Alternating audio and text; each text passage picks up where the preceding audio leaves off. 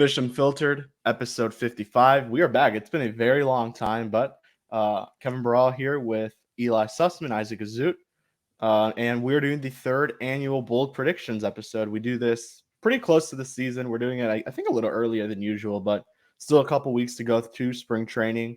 Guys, what's up? A couple weeks now into spring training.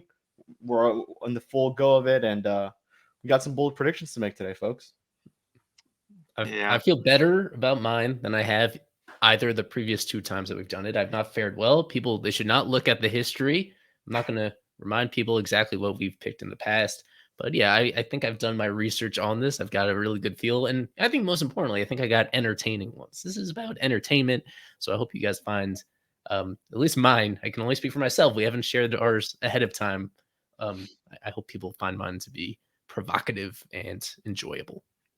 Isaac, you struggled at this, I think, last year when the year ended. I think you said Edward Cabrera would be an all-star. You said Will Banfield would be a major leaguer. So yeah, might have been 1 year early with Banfield. I was a little bit too bold last year, I believe. I had Jesús Sanchez hitting 40 home runs.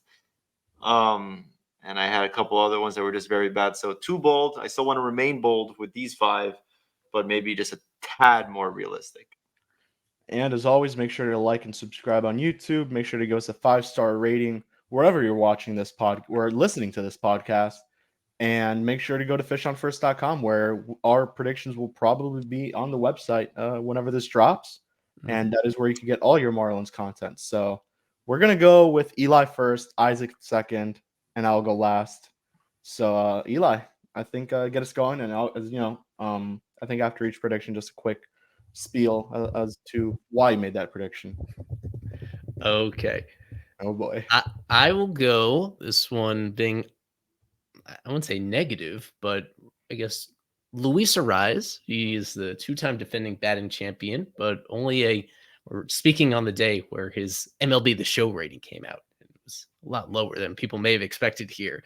And I think there's some good reason for that, because for all he accomplished last year, there's still some questions about his durability. There's still, even when you dive into the numbers, maybe there's some luck on his side, especially last year.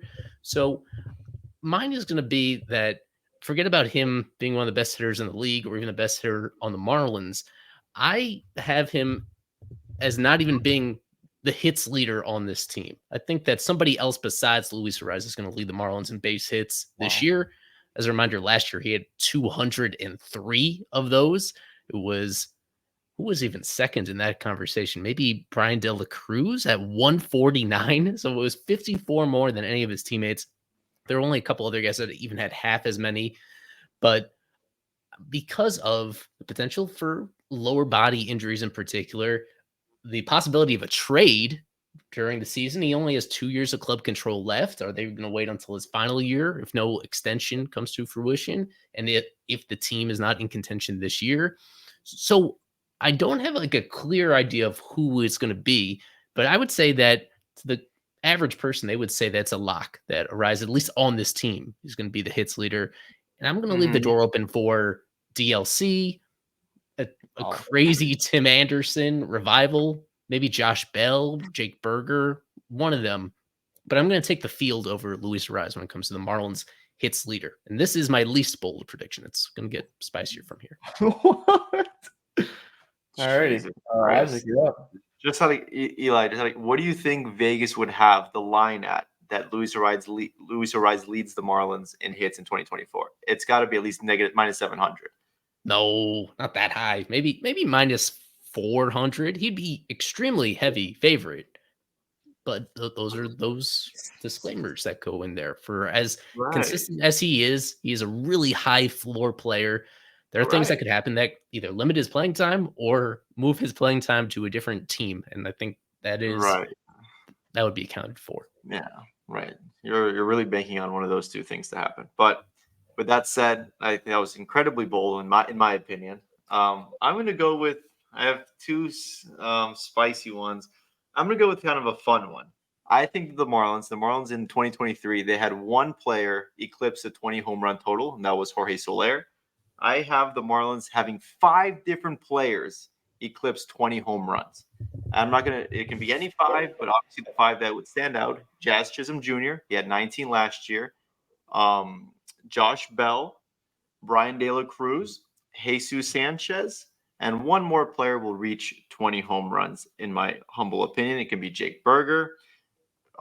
Maybe it could be Tim Anderson. No, it can't be. But those 5 players, I think, that I just mentioned, will reach 20 home runs, and that would be a pretty special mark. Like I said, only one Marlin did that last year. They did have a couple who hit 19, and that was Jazz and Brian De La Cruz. Brian De La Cruz, I think, will hit 20. He played in basically every single game last year, 626 plate appearances. Jazz only played in 97 games, so he's probably a lock to hit 20 if he just plays. So 5 players, 20 home runs at least each. All right. So now's not the greatest time to promote this guy, but I'm going to go with a Tanner Scott prediction here. The most saves a player has had in a single season was in 2004 with 47, and that was Armando Benitez. I think Tanner Scott will break that record, and he will go for 50 saves in 2024. And that's hoping they're really good, but he's shown that he could do it. He had 20 in 2022. Didn't start off as a closer in 2023, but I think this is his year. Skip already said it. Tanner Scott's going to break the Miami Marlins single season record for most saves in a single season. So we'll see. Yeah, I don't know how bold that is, but it should be very bold. And it is. It is. And I'll go to the last ones too. I wrote down. I wrote down a couple in case you guys would get some that I had. But it's bold, and it's in like the complete opposite direction that I would go. I don't have a Tanner Scott take on this one, but I would go in the other direction just because. Right. We talked about this on the previous live stream about how he's had an inconsistent career, and last year was kind of the outlier in that. It'd be amazing for him and the Marlins if it was the start of him reaching his peak, and it'd be amazing for him in free agency next year if he's coming off a 50 save season in addition to his previous year. He'd be a very wealthy man if he does it. I think it's possible, but I just don't trust the control with him. So this is going to be a negative one. This is like my one negative one. Braxton Garrett had a breakout of sorts last year, his first full season in the rotation, and he lasted the full season. He started a playoff game, and he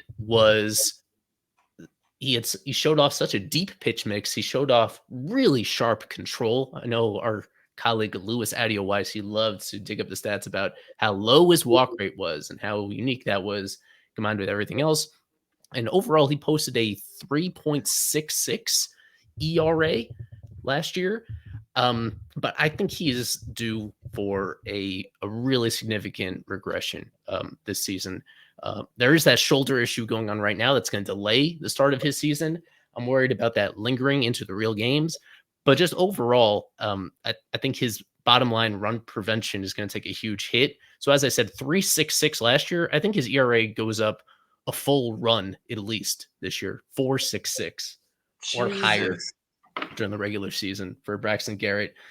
In addition to like the injury concern and how much that could linger into the year, he is a relatively heavy ground ball guy. Last year was a 49% ground ball rate, and this infield defense behind him should be pretty poor. Like last year, it wasn't great, but you at least had Joey Wendell was a surprise standout at shortstop. Luis Arraez, he was surprisingly good at second base relative to his reputation. I don't know if Arraez is going to maintain that. I feel pretty confident that Tim Anderson will be a step down defensively. What he finds at the plate maybe cancels that out, but I don't think it's going to help a guy like Braxton. And at first base, those options, they don't have a Eury Pérez anymore. So I guess that is the one thing they'll miss about Eury is his glove over there. And I mean, some of that stuff it turns into errors and unearned runs, but I'd say most of the defensive issues aren't captured in that, and they get lumped into your ERA as a pitcher, unfortunately. So that is an aspect of it. And the other thing is that command, from in deference to smarter people that really dive into this, a pitcher's command can be kind of volatile one season to the next. We just mentioned Tanner Scott, but I think overall you trust guys that their stuff is going to be more repeatable from like consistently throughout their career, but their command can come and go a little bit. There's just really few exceptions of guys that are among the league leaders every single year in avoiding walks. So I think naturally that is going to come back down to earth a little bit. You like combine it all together. I think he's going to be a little bit of a below average starter for the Marlins. That would be really detrimental to this team, man. They're gonna rely on Braxton Garrett heavy, but luckily, like we've seen this spring, Miami's starting rotation depth looks as good as anyone's across the league. My next bold prediction sort of correlates with Kevin's, except the opposite way, and I'm gonna go with a little bit of a bigger number than I had it initially. These two players, these two relievers, Anthony Maldonado and Anthony Bender, will combine for at least more than 12 and a half saves this year. And that goes along with Tanner Scott. Obviously he struggled this spring. I don't think that has anything to do with it, but I wouldn't be shocked if he's on a different team come August 1st. And in that case, I think Maldonado and Bender are the in-house favorites to take over that closer's job. I think Nardi is going to do fine in the 8th inning. I think they're going to give those two guys opportunities for saves, and they'll clear at least 13 between the two of them. Okay. I will go with the last extension the Marlins gave out was to Richard Blyer, which not saying much, but I'm going to go that the Marlins are going to go on this wave of pre-arb extensions, and they will give one to Mr. Eury Pérez. Very well-deserved. He needs it. That guy's value is going to go up a lot. May as well do it. Peter Bendix, I know the Rays don't give out too many extensions. The last one they gave out, we know how that's turned out. But give it to someone like Eury. He deserves it. The guy had a great rookie year. He's going to pitch more than he did last year. And this guy's just, 20 years old? He still has a long way to go. And he has a lot of control, but may as well lock him up as soon as he can now. You could probably get him maybe around what Brian Bayo got, maybe a little bit less. That's kind of the range you're looking at right there. And we saw it with Bayo. He got, I believe, that was a pre-arb extension as well. So Marlins got to do with the area here. They gotta conserve some guys at least going into the future, and this definitely is one of them. This is one we should find out relatively early because these things usually work themselves out by opening day. You don't see a ton of negotiation during the season, although this is possible. We usually grade these right after the season. Yeah. It's kind of awkward. I don't think we're going to wait around an extra 3 months in October, November, December to say, did Kevin get it right? Well, that's something that we'll revisit. We'll talk about that later, but I think it's a fair one, and it has been there. There's reason to believe he's a candidate for it, but we'll see. No extensions so far this entire offseason during the Bendix era. So for me, this is going to be my third bold prediction. Oh, I should have started talking before pulling. You got my guy. But this is about Victor Mesa Jr., who I am relatively high on. And I think as a whole, relative to the other hitting prospects in the organization, we think he's the best, all things considered. Just a pretty well-rounded player that hasn't had a breakout year in the minors. He's just consistently gotten a little bit better while playing against much older competition, a well-rounded guy, plays all 3 outfield positions, and he's on the 40-man roster as of this past offseason. So I think not only does he get called up in 2024 for no double-A experience yet, but being on the 40-man, being able to play all those positions, having some things you could like offensively, both in terms of his just general hitting ability as well as some of the raw power that's in there. Like, I think he impresses enough in the upper minors in that an opportunity arises in this Marlins outfield that he comes up. And I set this number 30 plus MLB games this year, playing at least 30 games based on Xavier Edwards last year. He played exactly 30. So I use that as a threshold of somebody that's actually relevant piece of this season. Like with Edwards, he was a guy, especially towards the end of the year, where he was a significant piece of what they were doing. Doesn't mean he's in the lineup every single day, but I think he comes up for more than just a cup of coffee. Victor Mesa Jr. makes people feel a whole lot better about that signing, him and his brother 5.5 years ago.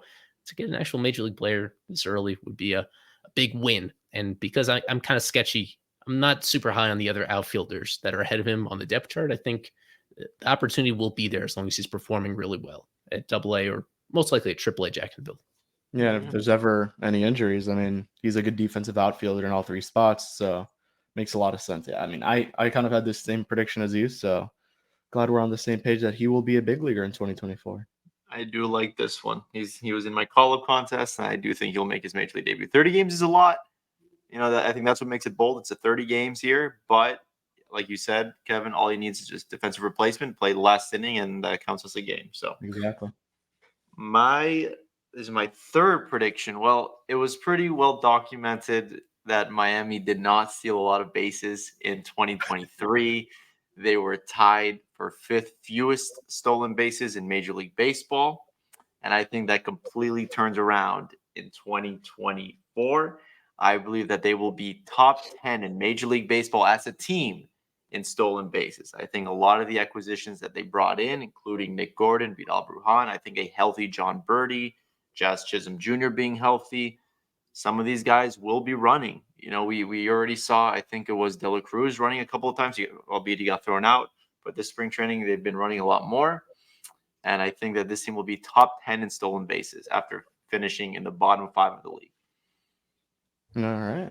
I guess that's bold relative to where they were last year. Skip would have hurt Eli. The frustration about it. Yeah, it doesn't feel so bold because of some of those acquisitions they've made, guys that have, it wouldn't be surprised to see them running. But yeah, I think this qualifies. Top 10. Yeah, I was going to say top 15 initially, but the top 10, I think that's pretty hard to do, especially with some of the teams out there. I mean, Acuna might outrun them all. Just him. Yeah, exactly. I'm going to go with Jesús Luzardo here. He pitched a career high 178 innings. I'm going to say he has a Sandy type season. He's going to go 200 innings, 200 strikeouts. He's at number 1. He's the ace of this team. If he's traded, oh well, but you got to think this guy's going to have a great season. I mean, he was really good, especially towards the end when they needed him the most. He made that playoff start. I didn't have the 200 Ks, but we had to go a little bold, so we'll go with both. He already surpassed it once. He could do it again. So, yeah. Yeah, I'm not worried about the Ks. I think there's a good reason. I know what you guys are worried about, that, but it's just so rare for anybody to pitch 200 innings. Obviously, Sandy did it 2 years ago in 2022. If we look at last year, it was Logan Webb. There was 5 guys last year that threw at least 200, but yeah, and a few of them were older guys, but there was also a Logan Webb in there, a Zach Gallen, and it's reasonable to think like Luzardo is in that category because of the way that he piles up those strikeouts. It's just hard for him to be efficient enough to get the green light to consistently pitch into the 7th inning, which is what you're going to have to do, mixed in a couple complete games as well to get to 200. Yeah. So that is bold. I wouldn't quite go there.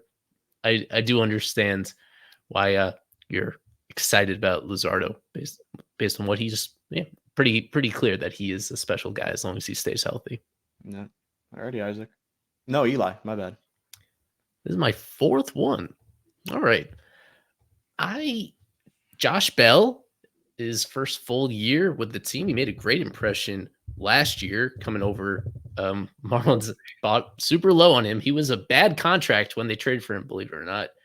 And I guess in his opinion, he enters this year on a bad contract because he just picked up his player option instead of going out to free agency to try to improve his situation. But now he is a true pending free agent in a walk year. And I think he's going to be motivated. And I think he's going to be extremely productive this season, especially when it comes to the run production department.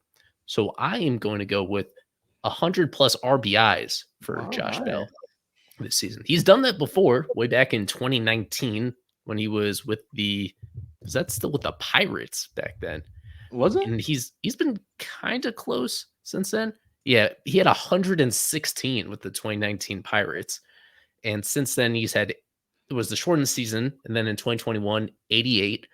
The year after that, 71. Last year, 74 that he had. I do think this offense is going to be better than it was last year. More guys on base in front of him, more run production opportunities. So I'm not committing for sure that he's going to do all this with the Marlins. I'll leave that open-ended, but I do think 100 plus total runs batted in for a guy that is, above all else, he's just super durable. He never goes on the IL. In his career, he has played in every full season. He's been in the big leagues. It's been at least 143 games. And last year was 150. The year before was 156. That's really the most important thing to reach this milestone is actually to be available to play. So whether it's a first base and DH, he'll be in the lineup a lot. also in his career, he's been more productive with runners on base than with the bases empty. It's a gap of like 75 points in his OPS when there are runners in scoring position, I should say. Scoring position versus bases empty. So that's enough of a sample size to believe there's something to it. He steps up in those situations, or he adjusts his approach enough in those situations to get stuff done. Big year for Josh Bell. He'd be the first Marlin to reach this mark since Stanton and Ozuna. First one in the Bruce Sherman era to reach 100 if he gets there. I like it. I think he'll have a lot more opportunities to drive in some runs this year. So I'm with Big it. ballpark too, so he's going to be able to get him in the gaps as well. I mean, yeah, can't hate it. My fourth one. All right, we're gonna make this a little bit higher. This is the flashiest guy on the team. Oh no. Their new center fielder, who we hope is healthy. Gosh darn it, he has to be healthy. He's already got new eating habits, nutrition habits for this year. I think Jazz Chisholm Jr. becomes the third Marlin in history to go 30-30, but Jazz Chisholm is going to go 35-35. Dude, 35 home runs, 35 stolen bases. And you know what? I'm going to respect the man. 30-30 isn't bold enough if he's healthy, to be honest. I think he was well on pace for that last year. So 35-35, not quite 40-40 like Mr. Peter Pratt likes to keep track of. But I think Jazz Chisholm Jr. can really have a special season. And I was actually going to do Jazz Chisholm Jr. 100 RBI. That was going to be my bold prediction. But we went with 35-35. On the only two other Marlins to go 30-30 was Hanley Ramirez in 2008 and Preston Wilson in 2000. You took my prediction word for word. So it was exactly 35-35. It was going to be 30-30, but no matter, he got the one. I will say that would be, he's capable of doing it. I'd say he might be drinking too much of the PR Kool-Aid around him. Like some of this is just out of his control. He's been hurt, Right. unfortunately, several different times in several different ways. Like there's only so much you can control, even with your best possible intentions. So I certainly hope he does. He does it. He is, all the pro-rated stats. If you look at what he's done in his career when he's been healthy in these categories, I see the vision here. Yeah. And you know what? I think he's going to be playing every single freaking day, even against lefties. So I think he'll have a lot of opportunities. If you think I'm drinking the PR, if you thought Isaac was drinking the PR Kool-Aid, you're going to think I'm drinking the spring training one. But if Ryan Weathers, I think, does make the rotation, and he's going to be an all-star this year for the Miami Marlins. He has shown everything during spring training. We're going to go bold. Ryan Weathers, he was the top pick of the draft. There's a reason why he was. He's in a new atmosphere. He's going to Miami, and he's going to be an all-star. Well, this lines up perfectly because we get to go head-to-head on this in a similar vein. Oh, I have AJ Puck being an all-star this year. And I feel I didn't even consider Weathers, to be honest, even though we all agreed that we think he could break the rotation. Like there's things to like, but with Puck, he's showing a 5-pitch mix, all of them that he can throw in and around the strike zone. He's at least had some success in the big leagues, whereas Ryan Weathers has had 0 major league success. Puck is even in a different role. He's been really effective so far. And I think Puck, it's more of a slam dunk that he's going to be in this rotation. That's to start the season. Whereas with Weathers, you're going out on a limb a little bit because that's kind of there's still something they has to prove between now and the start of the season to get there. Yeah, with Puck, I've spoken already about this a couple times about how much confidence I have in Puck making this transition. It really surprised me how deep his pitch mix was, and also how he's throwing strikes pretty consistently. I have no idea what to expect with him over the course of a full season. It would be uncharted territory for him to make 30 starts. With an all-star selection, you're just looking at the first 16 starts of a season, really just half of it before you earn it. So I just feel when he's healthy and when he has the green light to pitch regularly in the rotation, which he should the first half of the year, I expect him to put up really good numbers. I think in terms of both run prevention and just limiting base runners. I think Puck could be a really well-rounded starter, not a super duper star, but enough of a star to be a selection. The name that comes to mind as a somewhat of a precedent, I was thinking like a Michael Lorenzen style all-star selection, where if Michael Lorenzen, he was an all-star last year, Now, that was slightly different in that he was on a team where he had no good teammates around him. So it was like a pity selection for the Tigers, where the standard was a little lower for him than other All-Stars. And with the Marlins, realistically, we think that there are going to be at least one other player among their other talented guys that is All-Star worthy. So Puck will have to earn it a little bit more. And Weathers, for that matter, all these guys will have to really put up good numbers because the Marlins are likely to have multiple All-Stars over the course of the year. But this is just me saying I think Puck, for as long as he is available and in the rotation, that he just checks a lot of boxes that I look for in a starter. I think he'll get recognized for that. Yeah. All right. We'll finish it off with a fun one. We might have to wait till September for this one, but I think that Griffin Conine hits his first major league home run in 2024. I think he hits his first big league home run. You drank the Kool-Aid yesterday. No, it had nothing to do with his spring training and zero to do with that. I do think he'll be given an opportunity at some point. The clock is ticking with him. We all know the concerns with him and the swing and miss, but you know what? If this team is not where they want to be in late September, in late August, early September, I think he could be one of those limited September call-ups. And when he gets up here, he's going to hit one out. So Griffin Conine will get on the board in his major league career in 2024. All right. And to wrap it up, for the first time in franchise history, the Miami Marlins will make the playoffs in back-to-back years. They will be going to the playoffs in 2024. That is not the boldest, but there's never know, man. This NL East, you said it, Isaac. The Mets aren't very good. You never know what the Cubs could look like. Same thing goes with the Cardinals, Reds. They'll make the playoffs. They'll make that third wild card. So, any predictions that you guys left in the back burner? Never. I have one of my own on that, but I also want to share some of the Twitter responses we got. Oh yeah, moment. So firstly, I'll give one that it's like a bonus one. It's highly specific about. I think Spencer Strider is going to throw a no-hitter against the Marlins, which I guess on the surface doesn't seem super bold, but it is. The Braves have not had a no-hitter in 30 years, believe it or not. Oh. And Strider has never pitched a complete game in the majors. He is, I think, in some ways you could slice it, he might be as talented as any pitcher in the majors, or somebody that at least we'd expect this year to be among the most unhittable starting pitchers. He's only going to face the Marlins a max of 4 times. And actually, I even looked at the schedule.